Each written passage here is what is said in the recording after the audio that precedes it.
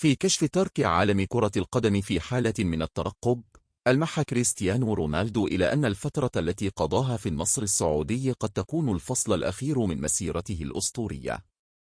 على الرغم من أنه لا يزال في حالة جيدة وسعيد بحياته في المملكة العربية السعودية، إلا أن رونالدو ألمح إلى إمكانية إنهاء مسيرته كلاعب كرة قدم محترف في السنوات القليلة المقبلة، مما أثار موجة من التكهنات حول متى وأين سترك حذاءه. رونالدو، الذي قال مؤخرا في مقابلة مع قناة الآن البرتغالية إنه راض عن تجربته في النصر، ذكر أيضا أنه ليس في عجلة من أمره لحسم مستقبله، ولكن عندما يحين الوقت المناسب سيكون القرار له، دون أي إعلانات كبيرة. عندما أقرر للرحيل عن لم ننتخب لبرتغالي لن أخبر أحدا بذلك.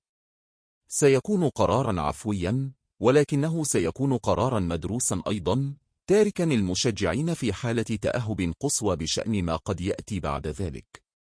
مع أكثر من 750 هدفا في مسيرته الاحترافية ومجموعة من الجوائز التي يحسد عليها بما في ذلك 5 كرات ذهبية، لا يزال لدى رونالدو الكثير ليقدمه، لكن احتمال اعتزاله الوشيك يجعل المشجعين قلقين بالفعل ويتكهنون بما سيكون عليه ودعي أحد أعظم اللاعبي على مر العصور.